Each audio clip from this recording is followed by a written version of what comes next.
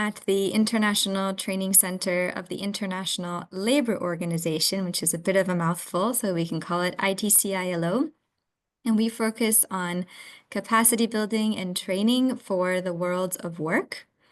And in the innovation unit, I actually started this exploration, as perhaps innovation is often associated with being faster, guiding more progress, but maybe it can also be slower.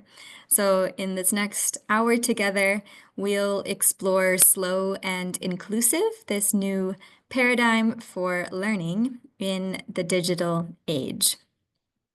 So as a little activity to start off, I wanted to hear first from you your thoughts, as this is a bit of a new area of thinking, perhaps.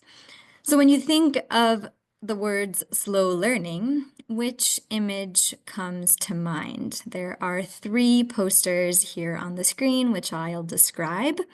The first one is of a man reading a book. He is positioned on the arms of a wristwatch, deep in reading his novel. The second image is a page of text as if it was coming from a novel or textbook, but there is a person navigating through the pages of text as if on a canoe. And they're going through this page, and it's entitled Slow Education.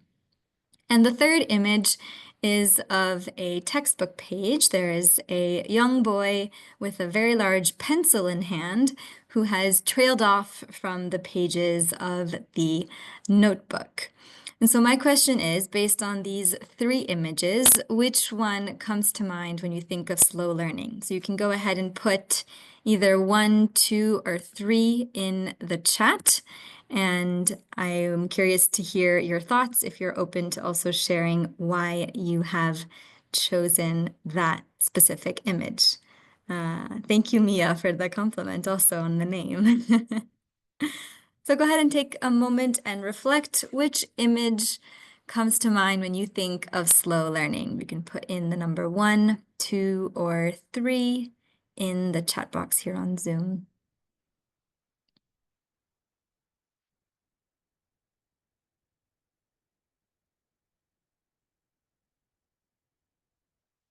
There's no right or wrong answer.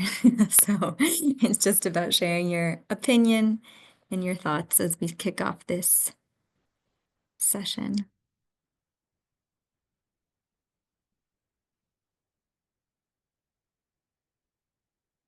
Yasser, I see you have chosen 1. Thank you. Mia, you say you've chosen 1 because reading is intimate, not rushed, and expands our personal imagination. It is private, but leads to public capacities. Oh, I like that reflection. We have Thea, who's chosen number 3. David also has chosen number 1 because reading forces me to slow down as opposed to other forms of media. Nadine also has chosen 1. Because every time I feel like I want to take my time with learning, it relates to taking my time to read and reread. Excellent. Thank you for sharing. So it looks like number 1 is quite popular, and we have 3 as a runner-up. Oh, Jenny has chosen 2. But I think I am at least partially drawn to it because I have canoed in the boundary waters, and it is such a meditative experience for me as well, learning feelings like traveling through other people's ideas. Ooh, that's very poetic. Thank you, Jenny, for that metaphor. And I'm curious about your experience in the boundary waters. Wonderful. So thank you to those that shared their perspectives and their initial reflections. Hopefully we'll be able to kind of flesh out and add on to those reflections in this time together. So if additional ideas or questions come up, feel free to share them in the chat and we can interact throughout this hour together.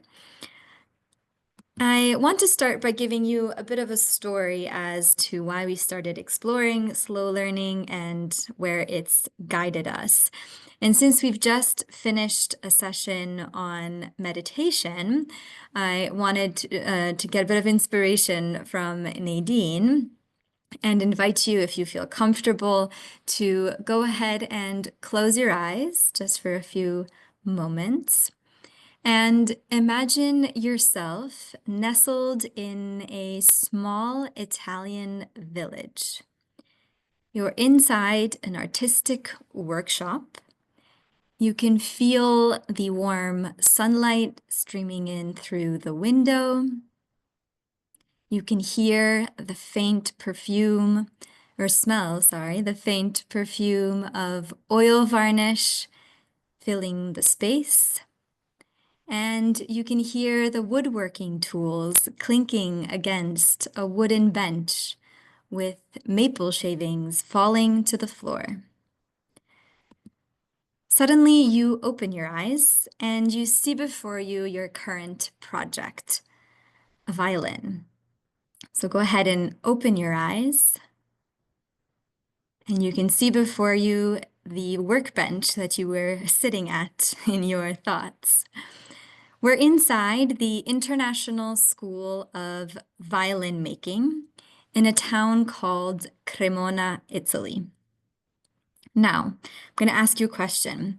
Have any of you heard of the Stradivarius violin? You can either write in the chat or switch on your microphone. What do you know about the Stradivarius violin?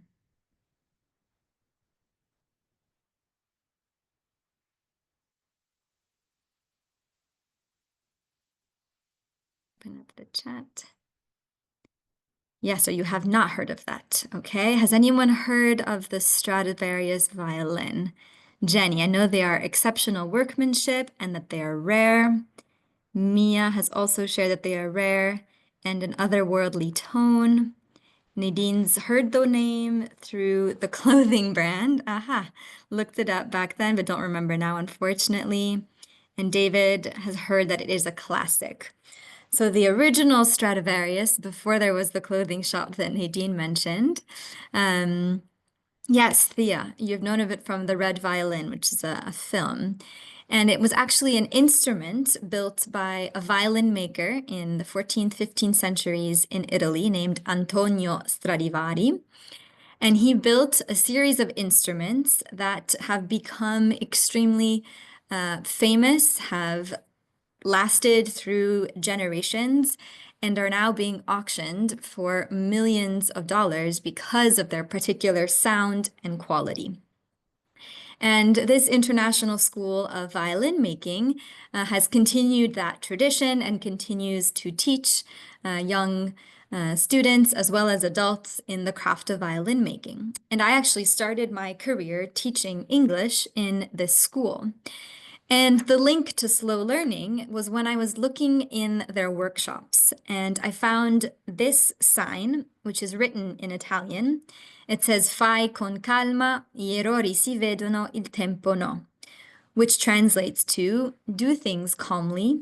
You can see errors, but you can't see time." And I found this quite provocative to see in a learning and training context, because I had never seen, let's say, time being valued so much in a learning context. Maybe we focus more on efficiency and the results of a learning process, but here they were really focusing on being able to take your time and this detailed approach to learning. And unfortunately, nowadays, there is more and more this fight to get the attention and the engagement from learners.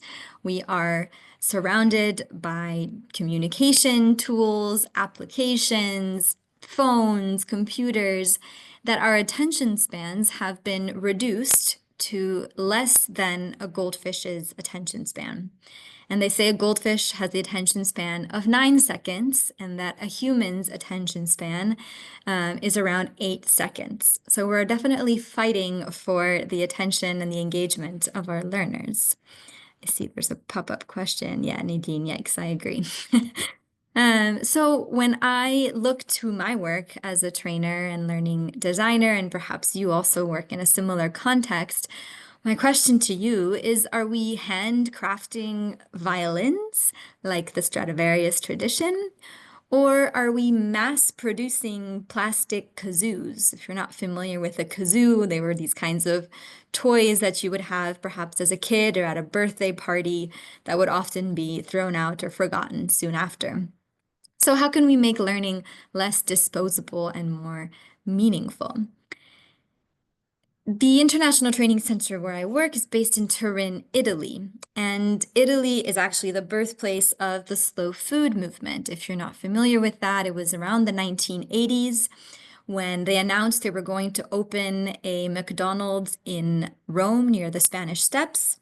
And a group of activists came together to demonstrate against this because it was definitely violating the historic food culture of the nation. And from there, the slow food movement was born, but it extended far beyond just food. There was the slow fashion movement that started, the slow media, the slow cities, the slow living. And so, being a training institute in Italy, I was starting to wonder what could it look like to adopt a slow learning approach.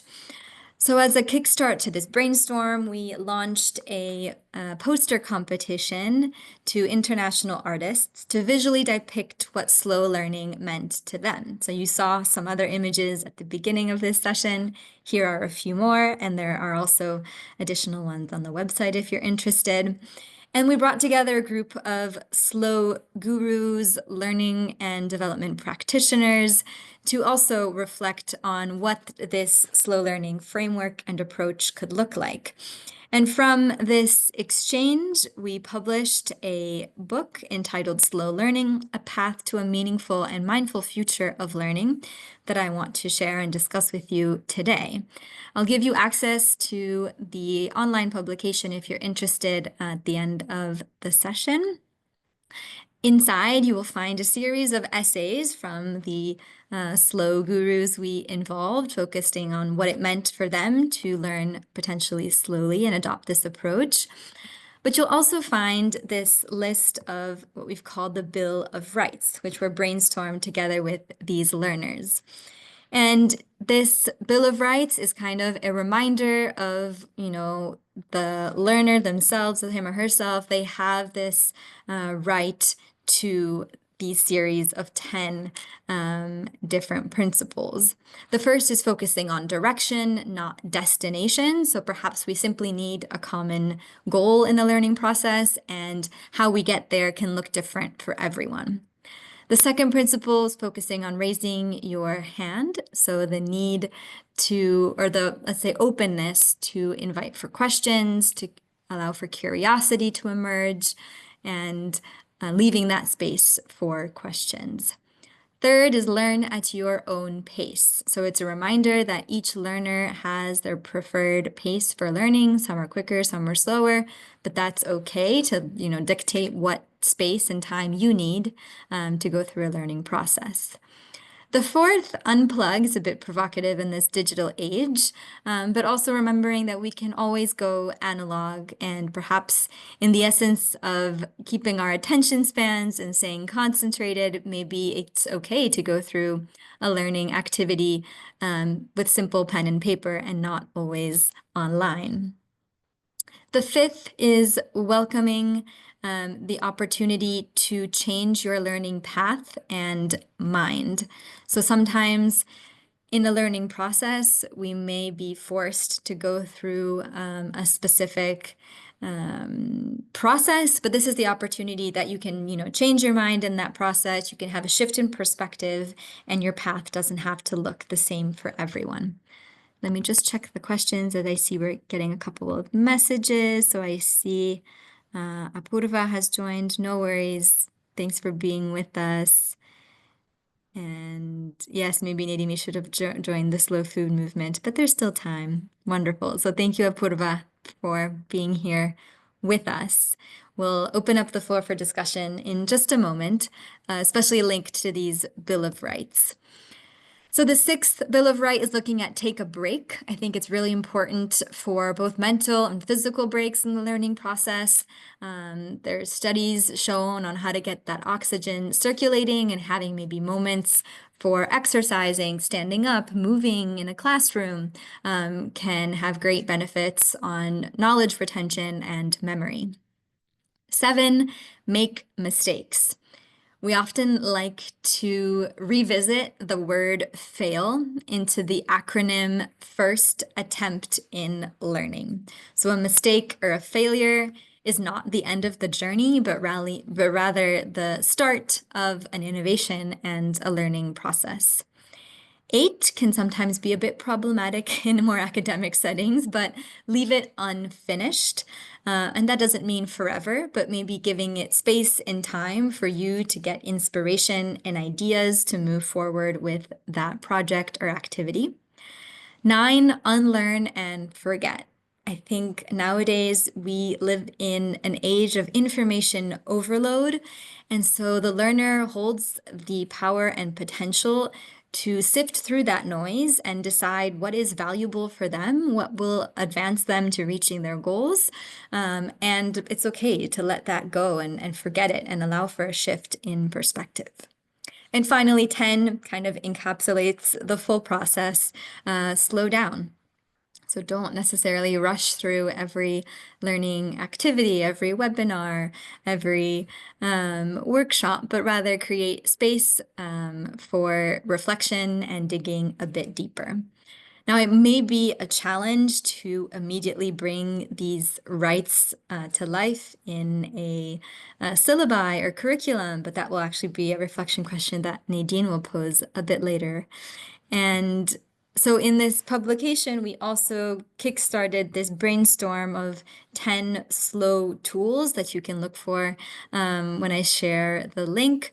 And they stream from, let's say, concepts like the Ma concept or pole pole to actual activities or tools that you can incorporate in a learning process, such as the Socratic walk or the bullet journaling and the journaling exercise that Nadine was doing just before we started this session.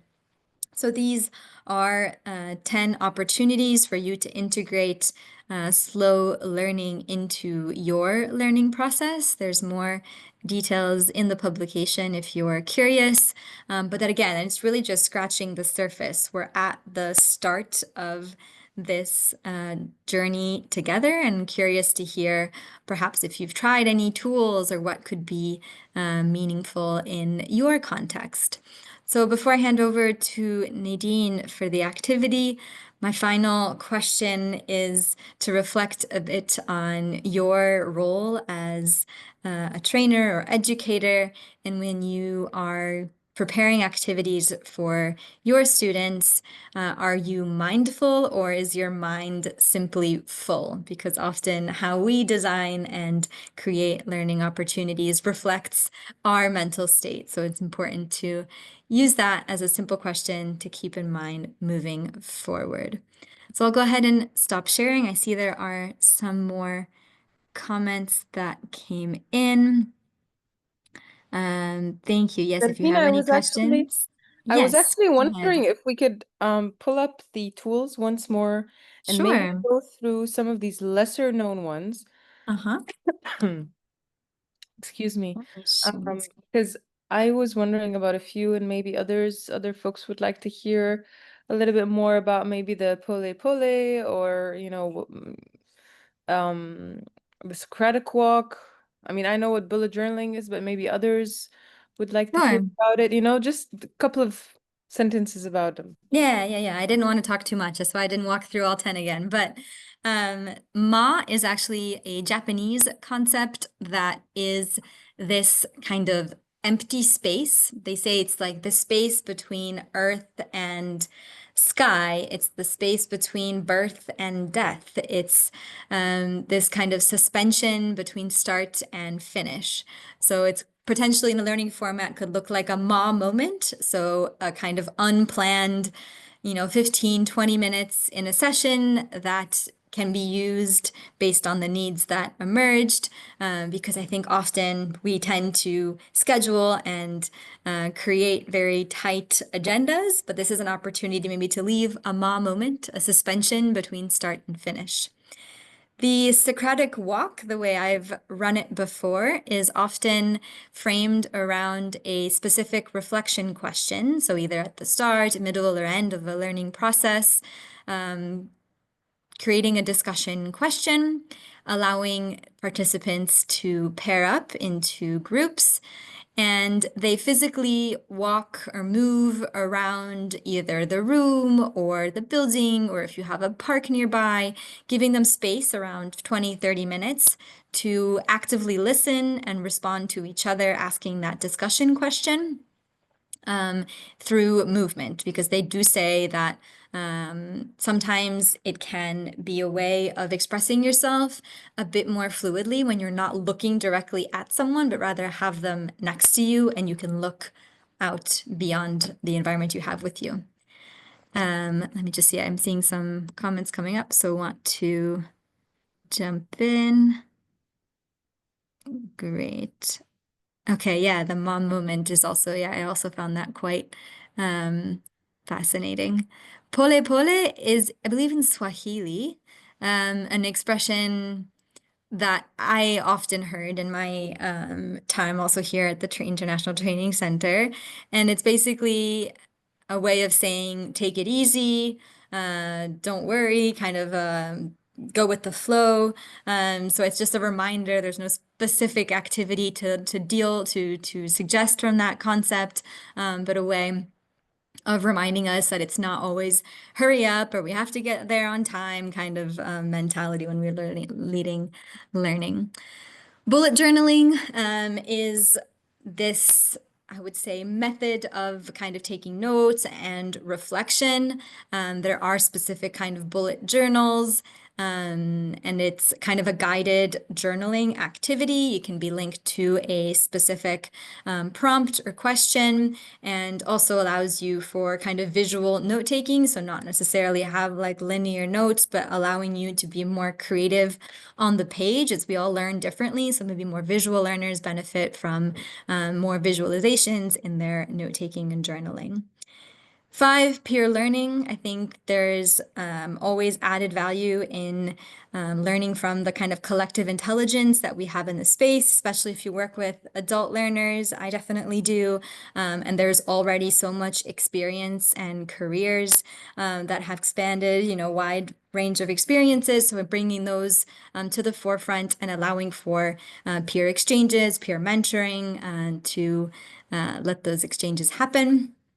Authentic assessment is kind of challenging the traditional exam or test or quiz, and rather allowing for perhaps role-playing activities or case study development as a way of assessing the knowledge learned and applied from a learning process. Ecocentrism is reminding us of our wider natural environment. There is something very grounding in being able to be outside and perhaps having a learning opportunity in nature. So instead of being too centric to, the building or the classroom you're in, allowing for, let's say, ecology to step in and be at the center of a learning, setup and background.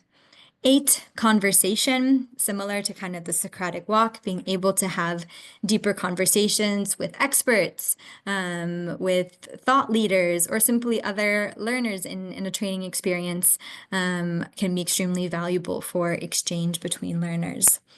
9, movement, again, getting that oxygen moving.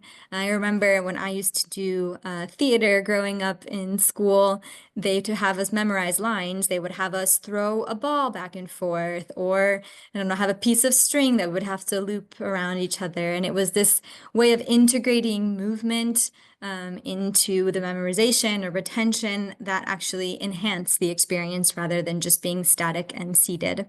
And 10, meditation, what Nadine just guided us through. It can be as simple as, a 3-minute guided practice or some breath work, but helpful in keeping the learning experience mindful and turning the energy a bit down. So I see there were here, Irene. So I was right. It was Swahili. So I'm glad that that also resonated with you. And David, Annie Murphy Paul's The Extended Mind, Thinking Outside the Brain. Oh, I'm going to write that down. I don't think I know this book, I'm assuming. So thank you. I hope that gave you a bit more insight into the tools that we shared. And again, these is just scratching the surface. There are many, many more out there, and we're looking to perhaps do a second edition of this publication, whether it's a publication or takes a different shape, but maybe get an opportunity to crowdsource and share what else has evolved or happened around this kind of slow learning paradigm in the recent years. So maybe I'll hand it over to you, Nadine, if you wanted to guide the activity. Sure. Thank you so much. This was great, and thank you also for going through all of this, the slow tools. I was wondering about a few of them. I know a lot of us know a few of them, like authentic assessment and, peer learning and so on, but the others were a bit new, so I'm glad that we went through that. Okay, I'd like us to have a minute to share our thoughts, reactions, reflections, and so on in the breakout rooms before we start. So before you even start talking about the breakout room activity itself, please feel free to already share your initial reactions or experiences or thoughts with hearing about slow learning from Delphine. And essentially in the breakout rooms, we just want you to discuss how might we integrate the Bill of Rights or slow learning into our syllabi. Maybe it's an assessment, maybe it's a certain, way of thinking about our deadlines and our schedules and our semesters. Maybe it's the way we run our classes, like just anything at all that has come to mind in a way that has helped you start thinking about how to integrate it into your own syllabi, into your learner's learning process, into your own learning process. It would be very nice if you could chat about that in the breakout rooms as well. So I'm writing this down here in the chat, initial reactions to slow learning, and how might we integrate?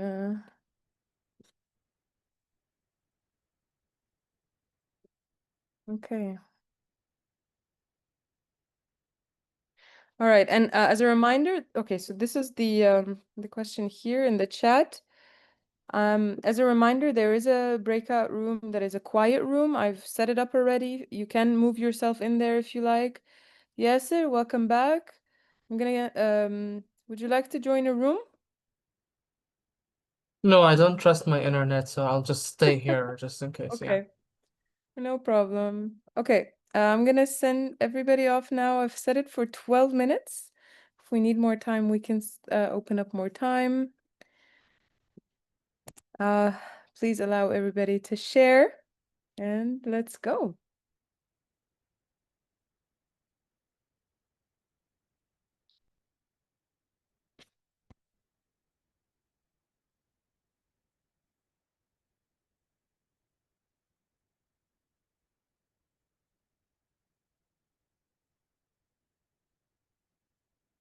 Doreen is stuck in between rooms.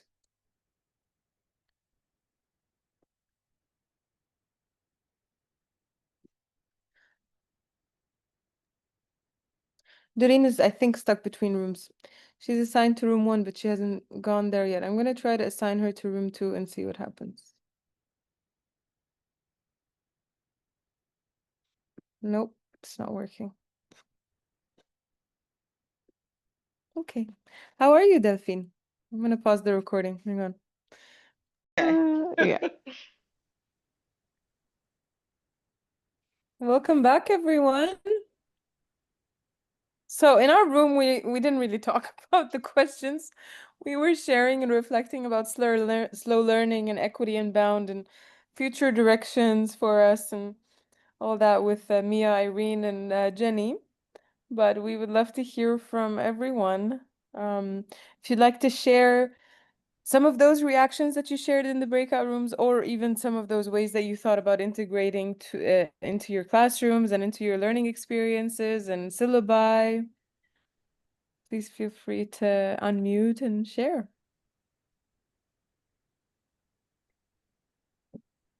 Who wants to go?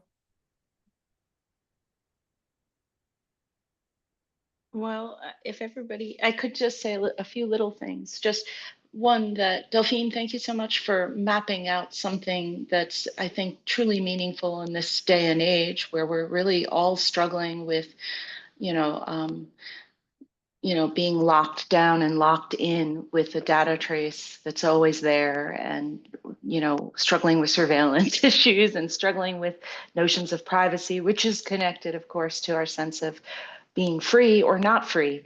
And the slowing down concept is so profound and important to writing our relationship with the world and ourselves. So we talked about that a little bit, and I was truly inspired. And I noticed that a lot of my own practices as a professor of literature and writing at a university, a research university, I'm constantly doing the work that you were describing, and some of the tools that were up there were very familiar to me. But I've been doing it almost like in a resistance movement underground. And I think that that's just inherently observing that was meaningful for me in thinking about where I want to move the work moving forward, making it maybe, I don't know if institutional contexts are the thing to try to beat, or to just create sanctuaries and new communities for this kind of work like the one that you are involved with. But anyway, it brought up all of those questions about locale and impact, which was meaningful to me. Thank you. Thank you, Mia, for sharing.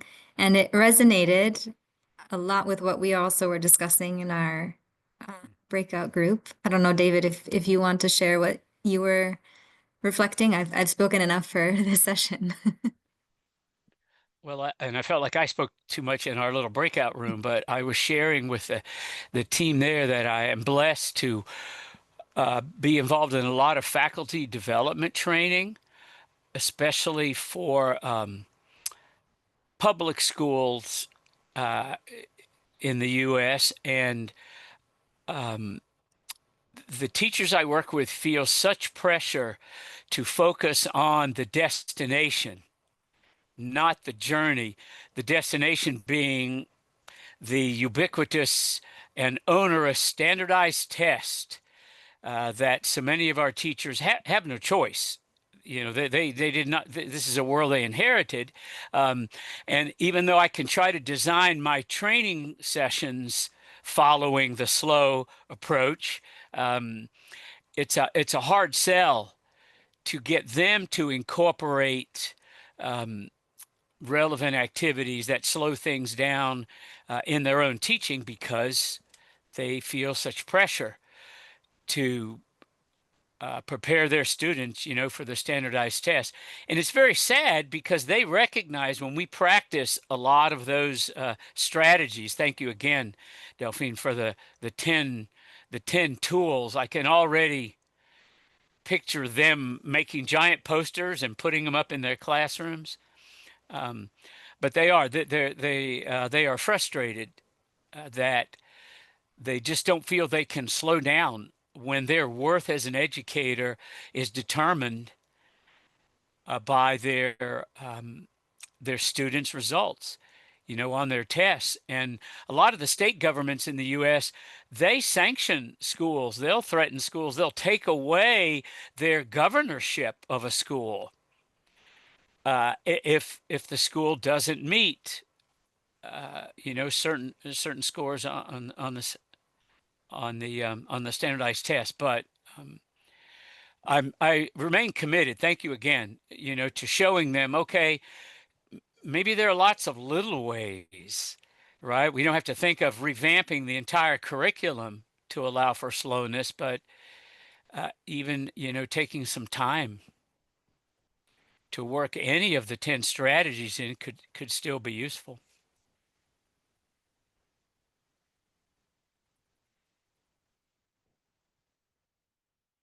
Delphine in our group talked a little bit about the challenge of institutionalizing slowness. I like that phrase, Delphine.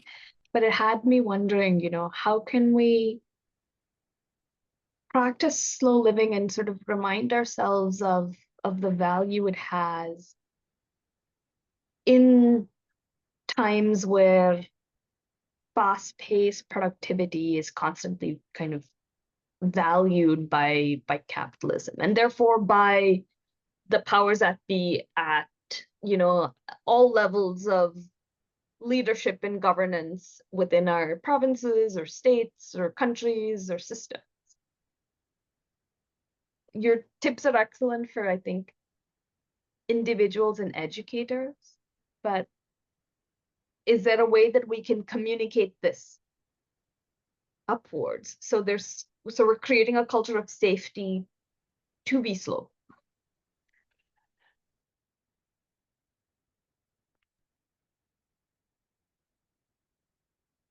I think we were also mentioning the problem with the word slow and the kind of negative connotation that it often is associated with. We were saying, you know, no parent would want their child to be labeled as a slow learner. And David was asking me, why did you choose a word that has so much baggage? And I think it was about framing it to the wider slow movement. While you talk about slow food, actually almost has a positive connotation because you're talking about, you know, your locally sourced produce. You're talking about ethical production processes. You're talking about, you know, decent jobs behind that produce or that food item. So there's definitely an issue when we apply it then to learning, because slow learning, you know, usually comes with a different meaning. So that definitely would need to shift if we're communicating that upwards and looking towards making slowness more institutional. And our intention with this first publication was definitely more focused on, you know, the individual trainer, educator, learner, not at an organizational level. But I understand that if, you know, you want to make sure that these principles are infused within a wider curriculum, that, you know, upstairs needs to be okay with that decision, and how that is, you know, the added value of a slow approach, how that's communicated is making the decision for sure. So perhaps, yeah, the next publication will look more at an organizational level. We might have to look at a rebrand of the title and how we can make it a little less rooted in slowing down in that sense. I just It's typed sad, in. isn't it? Oh, Oh, no, go ahead. go ahead, David. No, I'm no, sorry. I was just saying it's sad that we've reached a point where the word slow is pejorative. To, to me, that's sad, but it is, right? Especially where learning is concerned, but even where productivity is concerned. I think we're still operating with a 19th century factory model, right? Produce as many cars as you possibly can in a given amount of time. And slowness is perceived as the enemy of, or the opposite of that, sadly enough. Yeah, I really, I'm I'm right there with you in thinking about the pejorative nature of a word that needs to be so profoundly embraced in order for us to all heal um, from this world we've all inherited. Um, uh, I was going to say, in regards to making that leap beyond like individual practitioners, I think it's the networks that where things can be seeded. So, as an example, I think Equity Unbound is a network that is participatory in nature, has like clear values and alignment with the idea of slow learning, and like it's in these moments of partnership and opening up spaces for practice that can be turnkeyed into other communities that everyone in the network in their own networks, like that turnkey concept. I think this is sort of an important notion for a kind of, I didn't even want to use the word scale because it's an ugly word these days, but but impact not in the like metrics kind of way. I mean, in just making change for people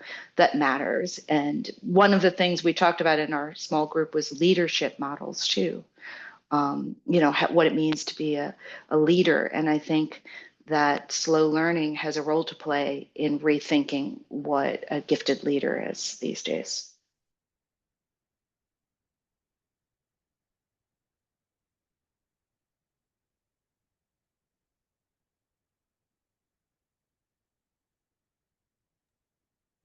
Absolutely. I think we have time for one more share. Or we don't, Delphine. I know you wanted to share a couple of things in the last couple of minutes, so I'll leave that up to you. Yeah, nothing else to add at this point. I think it was really interesting hearing your perspective and how slow learning can change, of course, context to context. And I appreciate how you found value in it. And welcome you if you want to reach out. There's the publication on there. We have a couple hard copies if you're ever in Turin, Italy, and want to obtain a copy. That one.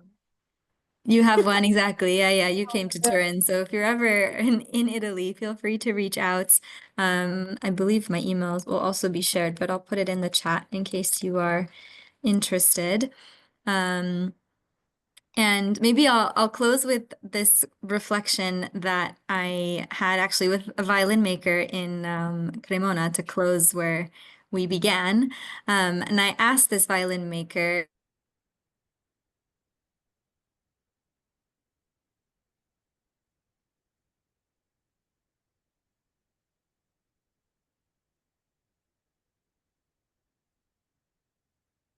Did I freeze or was it Delphine?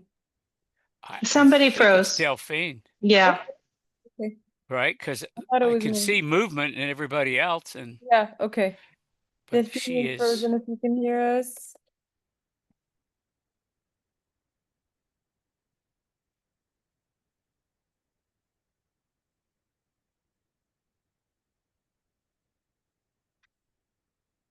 Well, is this session meant to be like have a cliffhanger? Is that what we're That would have tune been in next cool. time to find out? I'm just gonna add one more link from what Delphine had shared with me. This is about slow retreats. I really don't know what she was about to say, so I can't really fill in for her here, but I wanted to put the link to the slow retreats that she wanted to also share with you guys. Oh, there she is. You're back. We thought you left us on a cliffhanger. Oh, she froze again. It's too bad. I think David, you might be right. We might have to go without hearing the end of the story. I would come back to another session like this one anytime. This has been so valuable. sorry, it We looks have like her my back. We have Wi-Fi exercised their right to unplug. We seem to be back. You're back. We're happy. I'm back. Apologies. But yeah, just to finish what I was saying, this violin maker was sharing how she felt about her work, and she framed it as this exhale, this breath of fresh air. And it was, I think, inspiring to hear because I definitely wouldn't describe, I mean, I love my job, but I wouldn't describe it as this exhale. And rather, thinking about our learners, how we can make a learning experience that breath of fresh air, that exhale, that moment of therapeutic release. So it could be interesting to think about when you go towards your next learning activity. And I see Jenny's comment on running one of the slow approaches. So yeah, if you want to do I've done virtual Socratic walks in the past. If you're curious, we could perhaps collaborate to bring one of those to life with maybe beyond MYFest, but with Equity Unbound. So looking forward to continuing the it could be after conversation. For sure. Well, thank you again, Nadine, for the invitation and for all the conversations that emerged. It was a pleasure to be with you. Apologies for the tech hiccup at the end, but hope our paths cross and that we can continue the discussion. Thank you so much. I loved this session. Thank you so much for coming, Delphine. It was really great. We loved having you with us as well. And for accepting the invitation to come and speak with us at MYFest. And I'm so glad that we did this session and that we recorded it as well. Are you in Turin, Delphine? Or because I'll be in Italy in October and I was wondering where you are and if it would be close to where I'm going, which is more Yep, Tuscany. I'm in Turin.